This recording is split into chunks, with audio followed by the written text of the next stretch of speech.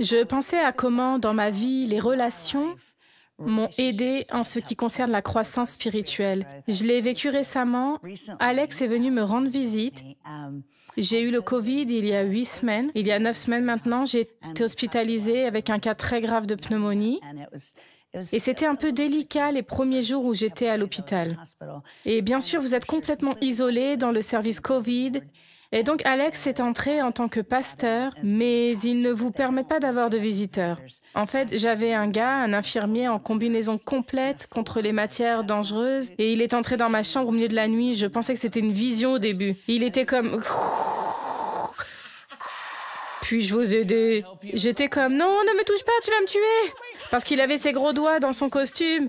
Mais après avoir passé quelques jours, j'aimais simplement mes infirmières, mes médecins, ils m'ont sauvé la vie. Mais l'une des infirmières a dit, vos amis nous ont tellement aidés.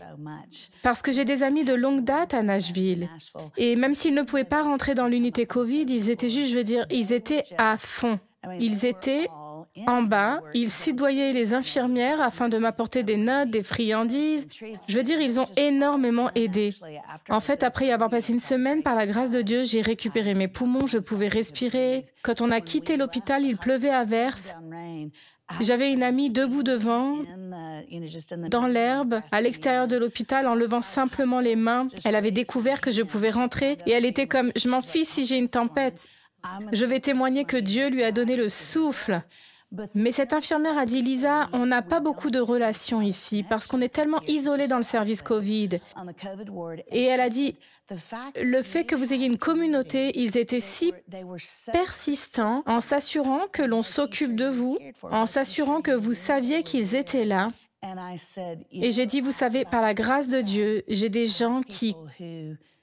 Quand je suis à plat, au propre ou au figuré, qui disent on va attraper un coin de sa natte, on va l'élever sur le toit et l'abaisser devant Jésus. Et elle a dit quelque chose qui m'a complètement sidérée. Elle a déclaré on a constaté dans ce cadre de l'hôpital que les relations font une différence entre la vie et la mort. Et j'ai pensé, vous savez, que cela est aussi vrai pour ma vie spirituellement. Il y a eu des saisons dans ma vie où je ne suis pas sûre que j'aurais pu rester fidèle. S'il n'y avait pas eu des amis qui m'ont dit de dures vérités, qui étaient là dans le noir quand je n'étais pas si jolie ou ne faisaient rien de louable, mais ils ont juste dit en gros, on te soutient. J'aime quand Pierre, il vient de trahir Christ.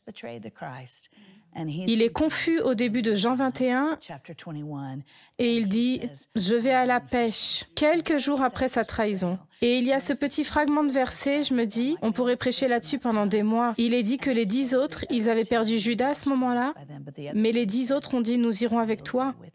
Ils ne l'ont pas châtié, ils n'ont pas dit « Tu dois suivre un programme en 12 étapes et faire une formation ou te repentir, puis après tu pourras revenir dans un an, on verra si on te laisse revenir dans notre escouade divine. » Ils ont juste dit « On ira avec toi », un de mes préférés.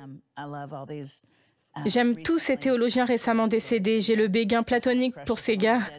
Mais l'un de mes préférés est un gars nommé François Schaeffer. Il a écrit « Notre relation les uns avec les autres est le critère que le monde utilise pour juger si notre message est véridique. La communauté chrétienne est l'apologétique finale. » Comment vos amis vous ont-ils aidé à grandir et vous rapprocher de Jésus? Je ne serais pas ici sans mes relations et mes amitiés et mes fraternités.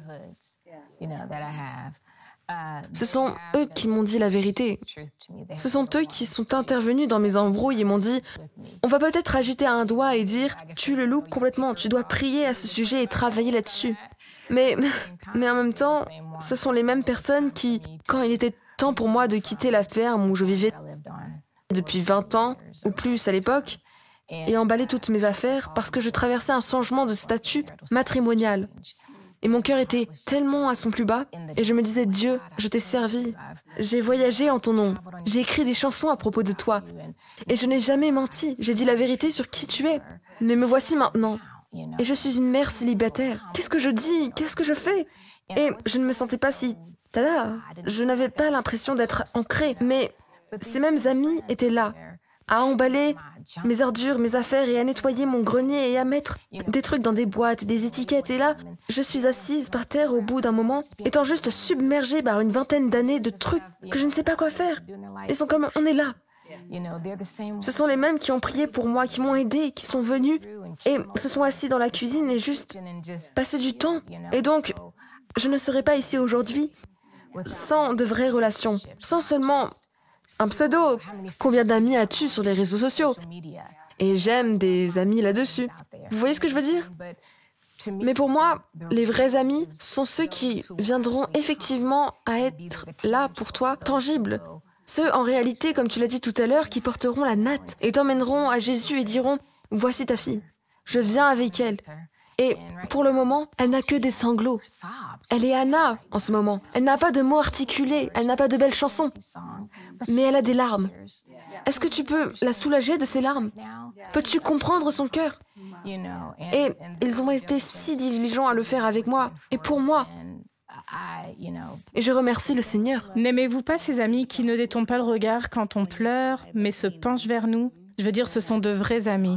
Shalom, j'espère que vous avez aimé cette vidéo. Abonnez-vous pour ne pas rater nos programmes. Merci de faire partie de notre famille TBN. Que Dieu vous bénisse. Shalom de Jérusalem.